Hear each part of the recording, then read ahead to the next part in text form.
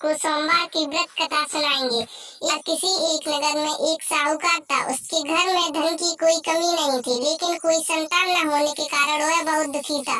संतान प्राप्ति के लिए हर सोमवार को शिव जी का व्रत रखता था और पूरी श्रद्धा के साथ शिव मंदिर जाकर भगवान शिव और माता पार्वती की पूजा करता था। उसकी भक्ति देखकर एक दिन पार्वती प्रसन्न होकर भगवान शिव से साहूकार की मनोकामना पूर्ण करने का निवेदन किया।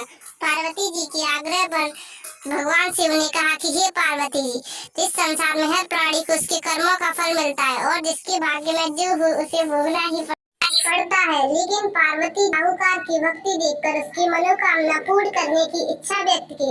माता पार्वती के आग्रह पर शिव जी ने साहूकार को पुत्र प्राप्ति का वरदान तो दिया, लेकिन उन्होंने बताया कि यह बालक 12 वर्ष तक जीवित रहेगा। माता पार्वती और भगवान शिव की बातचीत को साहूकार सुन रहा था, इसलिए उसे ना तो इस बात की खुशी थी और वह पहले की भांति शिव जी की पूजा करता रहा।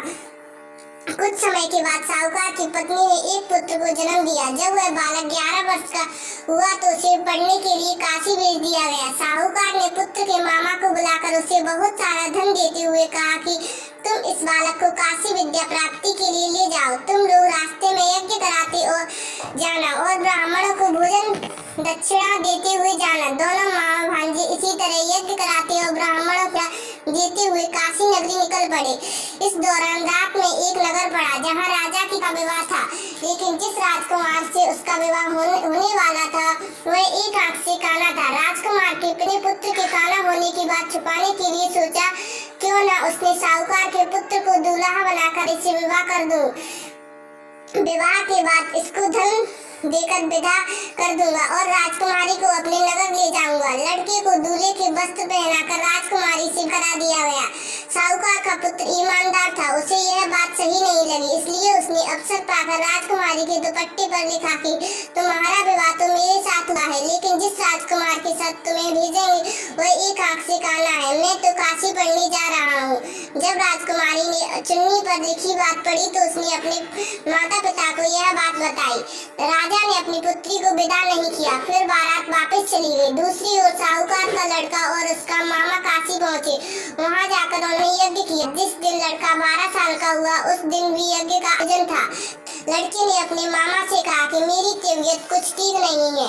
मामा ने कहा कि तुम अंदर जाकर आराम कर लो। शिव जी के वरदानुसार कुछ देर में उस बालक के निकल गए।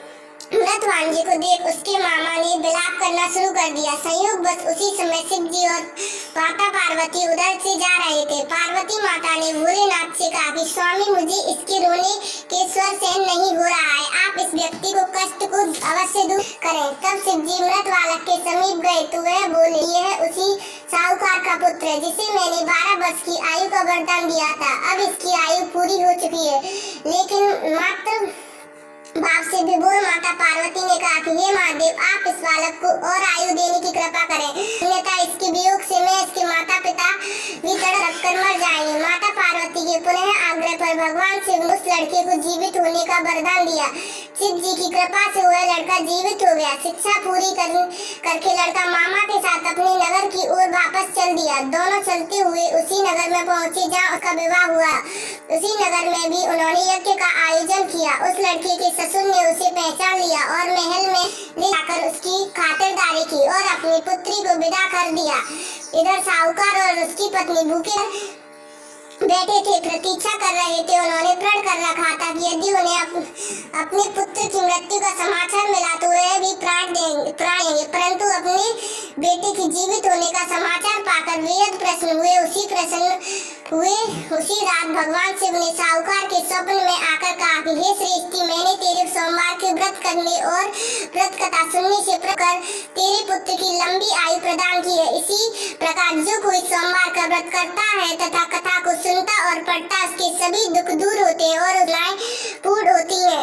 धन्यवाद भक्तों। ऐसी और भी रोचक कथाएं सुनने के लिए हमारे साथ जुड़े रहिए भक्ति ब्लॉग चैनल पर और हमारे चैनल को लाइक, शेयर और सब्सक्राइब करना बिल्कुल भी न भूलें। धन्यवाद। और